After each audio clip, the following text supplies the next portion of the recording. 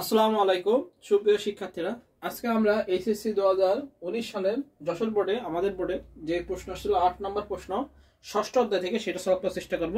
তো আমরা সবাই একটু প্রশ্নটা দেখে নিই কেমন প্রশ্ন ছিল। এই যে আমার কাছে প্রশ্ন আছে, এই প্রশ্নটা আমরা সবাই দেখে নিই। আমরা যাদের কাছে প্রশ্ন নেই তারা স্ক্রিনশট দিয়ে নিতে পারি, আর যাদের কাছে প্রশ্ন আছে তারা তো সলভ করে নিতে পারবো। এই যে আমরা এখনই এইটা সলভ করে দেব প্রশ্নটা।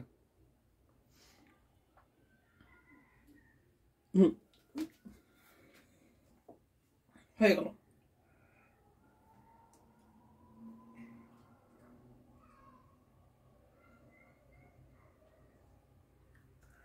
আচ্ছা, এখানে আমরা টেবিল এক টেবিল যদি দেইনি, এই একটা টেবিল দেখতে পাচ্ছি student result, roll name, GPA, remark, এগুলো তথ্য দেওয়া আছে। আর দেওয়া আছে হলো স্টুডেন্ট ইনফো দেওয়া আছে, রোল এবং অ্যাড্রেস, এই দুটো দেওয়া আছে। এর মধ্যে আমরা দেখতে পাচ্ছি হলো যে কমন ফিল্ড, এই যে প্রাইমারি কি আমরা রোল হিসাবে ধরে নিতে পারি, এখানে আর কোনো ইয়ে নেই। আচ্ছা, ক নাম্বার বলেছে ডাটা টাইপ কি? ক আমরা লিখবো ডেটার ধরনকে ডাটা টাইপ বলে। কি বলে? ডেটার ধরনকে ডেটা টাইপ, ডেটার ধরনকে কি বলা হয়? ডাটা টাইপ বলে। ডেটার ধরনকে ডাটা টাইপ বলে। যেমন বলতে পারি, যেমন উদাহরণ হিসেবে, যেমন উদাহরণ দিতে পারি, যেমন টেক্সট, নাম্বার, এটিসি। তাহলে ক নাম্বার কি দেবো? ডেটার ধরনকে ডাটা টাইপ বলে, যেমন টেক্সট, নাম্বার। আচ্ছা, এবার খ নাম্বার কি বলেছে? বড় বড় প্রতিষ্ঠানের ডাটাবেস। বড় বড় প্রতিষ্ঠানের ডাটাবেস কি? আচ্ছা, বড় বড় প্রতিষ্ঠানের যে ডাটাবেস থাকে সেটা কর্পোরেট ডাটাবেস। কি বলা হয়? বড় বড় প্রতিষ্ঠানের জন্য কি হয়? কর্পোরেট ডাটাবেস ব্যবহার করা হয়। খ নাম্বার আমরা লিখবো বড় বড় প্রতিষ্ঠানের জন্য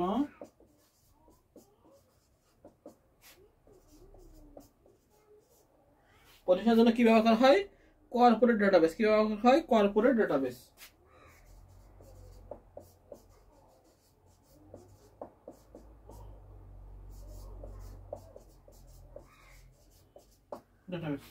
বড় বড় প্রতিষ্ঠানের জন্য কর্পোরেট ডাটাবেস ব্যবহার করা হয়। এবার কর্পোরেট ডাটাবেস সম্পর্কে একটু বর্ণনা দিয়ে দেবো যে কিভাবে লিখবো। যে বড় বড় প্রতিষ্ঠানের জন্য কর্পোরেট ডাটাবেস ব্যবহার করা হয় প্রয়োজনীয় তথ্য সংরক্ষণ ও তা ব্যবহারের জন্য বিশেষ সফটওয়্যার দ্বারা তৈরিকৃত বহুমুখী সুবিধার জন্য ডাটাবেস ম্যানেজমেন্ট সিস্টেমকে কর্পোরেট ডাটাবেস বলে। এটা হচ্ছে ইআরপি। ইআরপি কর্পোরেট ডাটাবেসের উদাহরণ কি? এটা হচ্ছে ইআরপি। বড় বড় এন্টারপ্রাইজ বা কর্পোরেট প্রতিষ্ঠান যেমন ব্যাংক, বিমা, মাল্টিন্যাশনাল কোম্পানি, সরকারি প্রতিষ্ঠান, এনজিও এবং নেটওয়ার্ক দ্বারা পরিচালিত সকল প্রতিষ্ঠান এই ধরনের ডাটাবেস ব্যবহার করে থাকে। কর্পোরেট ডাটাবেস প্রতিষ্ঠানের তথ্য সমূহ সংরক্ষিত হয় এবং পরবর্তীতে বিভিন্ন কাজের জন্য প্রয়োজনীয় এই ডাটাবেসকে প্রক্রিয়াকরণ করা হয়। মোটামুটি এই বর্ণনা দিলে আমাদের ক খ শেষ। তাহলে বড় বড় প্রতিষ্ঠানের জন্য কি ব্যবহার হয়? কি ডাটাবেস? কি? Corporate database. এবারে কর্পোরেট ডাটাবেস সম্পর্কে বর্ণনা দেবো আমরা, হয়ে যাবে। আচ্ছা, এবার বলছে উদ্দীপকে ইস টু রেজাল্ট টেবিল এর ফিল্ডগুলো ডাটা টাইপ বর্ণনা করো। ইস টু রেজাল্ট, আচ্ছা স্টুডেন্ট রেজাল্ট, এটার ফিল্ডগুলো আমাদের ডাটা টাইপগুলো বর্ণনা করতে হবে। এই রোলের জন্য আমরা নেব নাম্বার, নেমের জন্য আমরা নেব টেক্সট, জিপি এর জন্য আমরা নেব নাম্বার, আর রিমার্ক তো ফাঁকা, রিমার্কে আমরা কি নিতে পারি? Auto number. রোলের জন্য নেমের জন্য টেক্সট, জিপি এর জন্য নাম্বার, আর রিমার্কের জন্য আমরা মেমো ডাটা টাইপ লিখতে পারি, যেহেতু কিছু লেখা নেই সেহেতু। এবার আমরা লিখবো ডাটা টাইপ। চারটা ডাটা টাইপ বর্ণনা গ নাম্বারে। আচ্ছা, এবার আমরা গ নাম্বারে আমরা লিখে নেবো, আমি সংক্ষেপে বলে দিচ্ছি গ নাম্বারে। আচ্ছা,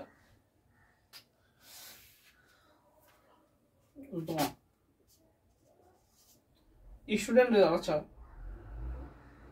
উদ্দীপকের মানে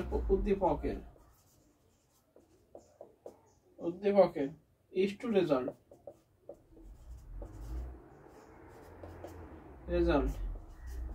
এর ফিল্ড গুলোর ডেটা টাইপ নিচে বর্ণনা করা হলো। আমরা রোলের জন্য ডাটা টাইপ দেবো কি? রোলের জন্য দেব এ অটো নাম্বার বা নাম্বার যেটা দিই সেটাই আমাদের রাইট। রোলের জন্য কি দেবো আমরা অটো নাম্বার, একটু বর্ণনা দেবো যে অটো নাম্বার ব্যবহার করে নতুন তথ্য যোগ করলে সেটি রোলের 1 করে বাড়ে। হ্যাঁ, এবার নেমের জন্য কি দেবো টেক্সট 2 নাম্বার আছে নেম, নেমের জন্য টেক্সট ডাটা টাইপ, যেহেতু লেখা আছে সেহেতু আমরা টেক্সট ডাটা টাইপ দেবো টাইপ। আচ্ছা, এবার 3 নাম্বার আছে জিপে এর জন্য দেবো নাম্বার, জিপে এর জন্য নাম্বার ডাটা টাইপ। আর 4 নাম্বার দেবো রিমার্কের জন্য,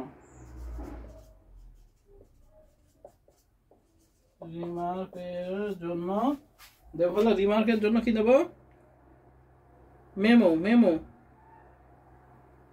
বর্ণনামূলক বা তথ্যমূলক, এর জন্য আমরা কি হয় মেমো, সবচেয়ে বড়, এটা পরীক্ষায় আসে মেমো ডাটা টাইপ। এই 4টে সম্পর্কে আমরা বর্ণনা দেবো, তাহলে আমাদের হয়ে যাবে। উদ্দীপক স্টুডেন্ট এই ফিল্ডগুলো ডাটা টাইপ নিচে বর্ণনা করলাম। রোলের জন্য আমরা কি দেবো অটো নাম্বার, এবার অটো নাম্বার সম্পর্কে একটু বর্ণনা করে দেবো। এবার নেমের জন্য দেবো টেক্সট ডাটা টাইপ, টেক্সটের জন্য বর্ণনা দেবো। আর জিপিএ তে আমরা দেবো নাম্বার, আর রিমার্কের জন্য আমরা মেমো। এবার এই 4টে সম্পর্কে একটু বর্ণনা দিয়ে দিলেই আমাদের 3-এর ভিতর 3 হয়ে যাবে। আচ্ছা, এবার বলেছি কি বলেছে আমাদের উদ্দীপকের টেবিলদের মধ্যে রিলেশন তৈরির সম্ভাব্যতা ইআর মডেল। আচ্ছা, ER model entity relationship model, এটা রোলদের উপর ভিত্তি করে হবে। যেহেতু আমাদের দেওয়া আছে রোল নাম্বার দেওয়া আছে, এটা আমি এতে করাই দিছি ক্লাস গুরুত্বপূর্ণ দিয়ে করাই দিছিলাম এন্টিটি রিলেশনশিপ মডেল। আচ্ছা, এটা করতে বলেছে, এটা পরীক্ষা আসে ঘ নম্বরে। তো আমরা একটু বিস্তারিত শিখে নেবো, তারপর আমরা শুরু করবো। আচ্ছা, ঘ নাম্বার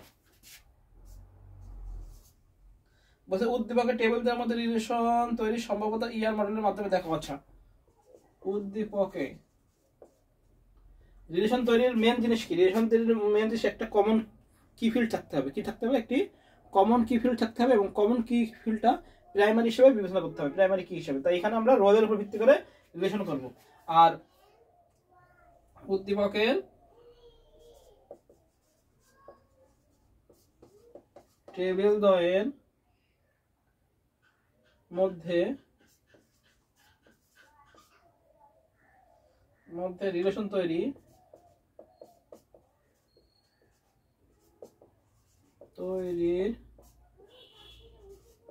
সম্ভাব্যতা ইআর মডেলের মাধ্যমে দেখানো হলো। ইআর মডেলের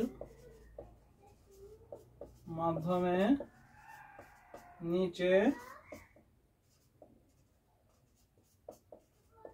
দেখানো হলো। উদ্দীপকে টেবিলদের মধ্যে রিলেশনশিপ তৈরির সম্ভাব্যতা ইআর মডেলের মধ্যে দেখানো হলো। আচ্ছা, ইআর মডেল কিভাবে তৈরি করতে হয়, এর কিছু আমাদের বক্স সম্পর্কে জানতে হবে। বক্স, সেটা হলো এই বক্স আমি দেখা দিছি আয়তকার, এটা হলো এন্টিটি সেট। এখানে এন্টিটি সেট কোনগুলো আছে? এন্টিটি সেট হলো স্টুডেন্ট রেজাল্ট এবং স্টুডেন্ট ইনফো। আচ্ছা, এরপর আছে হলো এর মাধ্যমে রিলেশন, হিরক চিহ্নের মাধ্যমে কি করতে হয় আমাদের রিলেশন, এর মাধ্যমে রিলেশন এটা আমরা ধরে নেব, রিলেশন আমরা ধরে নেব। আর বৃত্তকার হলো সব অ্যাট্রিবিউট, এটা হলো অ্যাট্রিবিউট, অর্থাৎ এই roll, address, roll name, GP. এবার আমরা শুরু করি। তো মোটামুটি গেল এন্টিটি সেট। আগে আমরা দুটো এন্টিটি সেট আঁকায় নেবো, যে দুটো এন্টিটি সেট আমাদের লাগবে সেই দুটো আমরা, যেহেতু ইআর মডেলের মাধ্যমে করতে বলেছে, আমরা এন্টিটি সেট গুলো আঁকাই নি। আচ্ছা,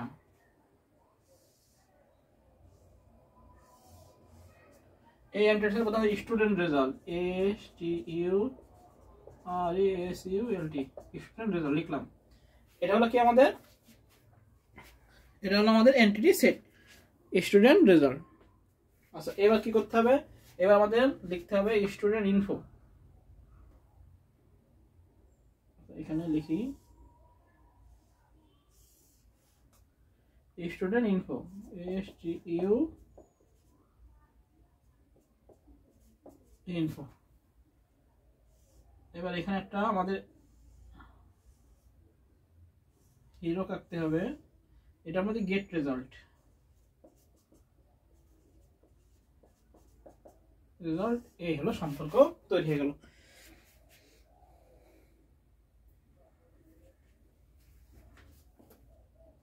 এবার আমরা বাদ বাকি এই রোল নেম এগুলো দিয়ে দেবো। এগুলো কি হিসাবে সব আমাদের গোল হিসাবে হবে। প্রথমে আছে রোল, এটা দিয়ে আমাদের সম্পর্ক তৈরি হয়েছে। তারপরে আছে আমাদের আচ্ছা রোল নেম জিপি আর রিমার্ক। রোল এটা দেবো নেম, নেম জিপিএ এটা হলো রিমার্ক, রিমার্ক তাহলে হলো নেম জিপিএ রিনেম। এখানে দুটো আসবে, সেটা হলো রোল আর অ্যাড্রেস। রোল অ্যাড্রেস ADDRES, জায়গা নিয়ে বলি একটু, এ হলো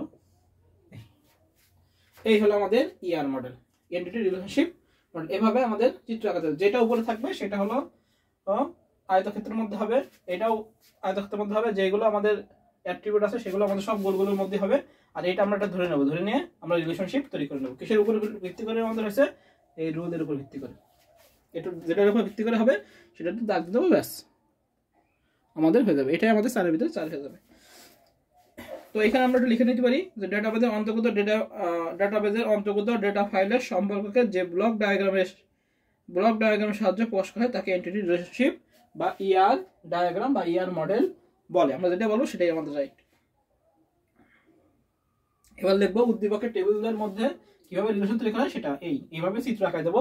চিত্র আঁকানোর পরে এবার আমরা লিখবো উভয় এন্টিটি সেটের মধ্যে রোল কমন অ্যাট্রিবিউট হওয়ায় রোলের উপর ভিত্তি করে এন্টিটি সেটদের মধ্যে রিলেশন প্রতিষ্ঠা করা হয়েছে। মোটামুটি এইভাবে বর্ণনা দিলে আমাদের হয়ে যাবে। তাহলে কি বললাম, এই স্টুডেন্ট রিমার্ক হবে আয়তের মধ্যে, যেটা সবার উপরে থাকবে। আর এগুলো অ্যাট্রিবিউট, এগুলো সব গোলগুলোর মধ্যে যাবে। স্টুডেন্ট ইনফো সেম, এইটাও অ্যাট্রিবিউট, রোল আর অ্যাড্রেস। আর রিলেশন কি করবো আমরা, এটা এখানে নাম যেটা আমরা হিরকের মধ্যে রাখবো সেটা আমরা একটা নাম দিয়ে দেবো।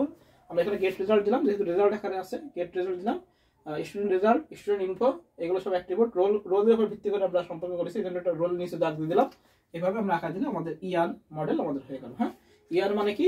Entity relationship model. এটা পরীক্ষা আসে, আমি জানি অনেক পরীক্ষা আসে, এই জন্য আমি এটা সুন্দর করে দেখা দিলাম।